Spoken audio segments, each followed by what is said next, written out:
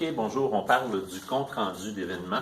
Le compte-rendu d'événement, je vous rappelle que c'est un texte dans lequel, c'est un texte courant, donc c'est pas un texte dans lequel on raconte, on invente quelque chose. C'est un texte courant qu'on va retrouver la plupart du temps dans les journaux, sur les sites web, où on va nous relater ce qui s'est passé quelque part.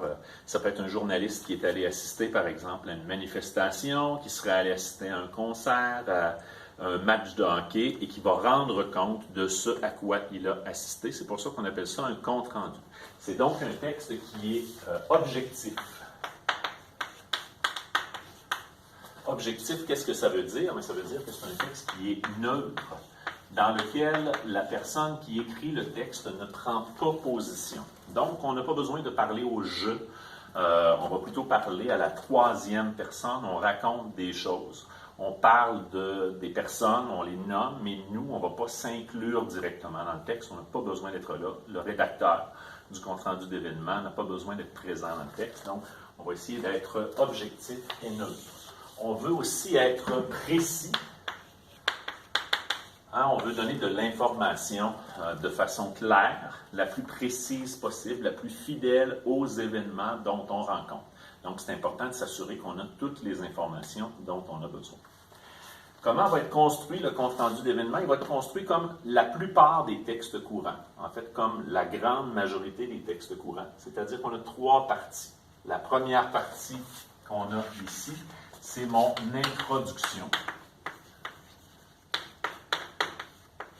La deuxième partie que j'ai ici, au centre du texte, qui va être l'essentiel de mon texte, c'est mon développement.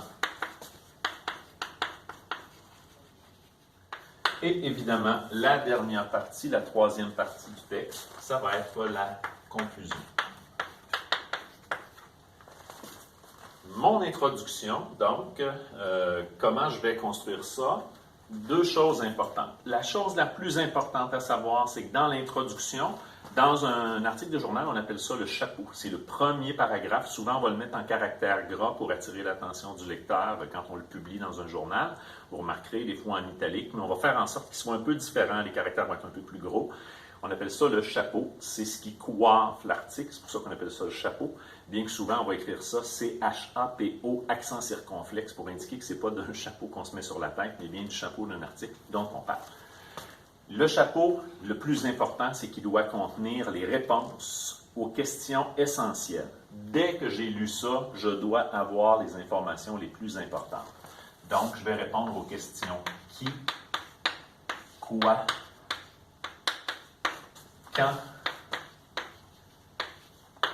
et où. Il faut que je retrouve ça ici dans mon paragraphe d'introduction. Je vais organiser ça de quelle façon? Je vais avoir un sujet amené. Mon sujet amené, vous voyez, dans la partie ici. C'est-à-dire que je vais aller du général vers le particulier. Par exemple, je parle d'un match de hockey du Canadien. Bien, dans ma première phrase, je pourrais parler de l'importance de la saison en cours, etc., mais je ne parle pas du match spécifique du Canadien. Et ensuite, dans mon sujet posé, je vais nommer de quoi je parle. Je vais indiquer le quoi. Je vais peut-être indiquer immédiatement le qui. Et ensuite, je vais faire un sujet divisé. C'est-à-dire que dans une troisième, quatrième phrase, dans quelques phrases qui vont terminer mon introduction, je vais faire un sujet divisé, c'est-à-dire que dans ce sujet divisé-là, je vais annoncer les aspects que je vais traiter dans mon développement. Donc, dans le sujet divisé, je vais annoncer de quoi il va être question exactement dans mon développement. Par exemple, dans mon développement, je pourrais avoir deux grandes parties. Je pourrais avoir un premier aspect que je vais développer ici et un deuxième aspect ici. Chaque aspect va toujours commencer par un organisateur textuel. Je vais toujours avoir un organisateur textuel ici qui va marquer le début de mon aspect. Je pourrais dire d'abord, en commençant, en premier lieu, premièrement. Et évidemment, je vais essayer de choisir des organisateurs textuels qui sont liés à ce que je dis et qui vont faire un lien convenable. Et ensuite, je vais décrire, parce que le compte-rendu d'événements, c'est un texte descriptif, c'est un texte dans lequel je décris des événements pour que les gens puissent se les imaginer. ben, je vais donner le détail de mon premier aspect ici. Ensuite, la même chose, un organisateur textuel pour mon deuxième aspect.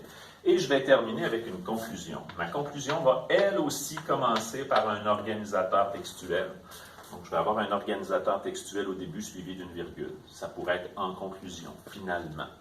Un organisateur qui indique la fin de mon article. Et je vais faire deux choses dans mon compte-rendu d'événement, dans ma conclusion. Je vais commencer par faire un rappel de ce dont j'ai parlé. Je vais rappeler de quoi il était question ici. Je vais essayer de synthétiser un peu ce que j'ai dit ici en une phrase. Et ensuite, je vais faire ce qu'on appelle une ouverture. Dans ma conclusion, je vais ouvrir le sujet. Donc, je vais faire l'inverse de ce que j'avais fait au début. J'étais parti du général pour aller vers le particulier avec mon sujet posé.